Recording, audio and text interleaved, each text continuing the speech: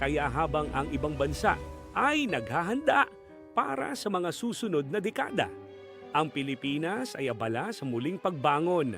At sa likod ng desisyong iyon ay isang paniniwalang tahimik na naging pundasyon ng ating seguridad. Nandiyan naman ang Amerika. The Philippine Marines are defending the country's coastal waters from imagined foreign incursions with the help of American troops.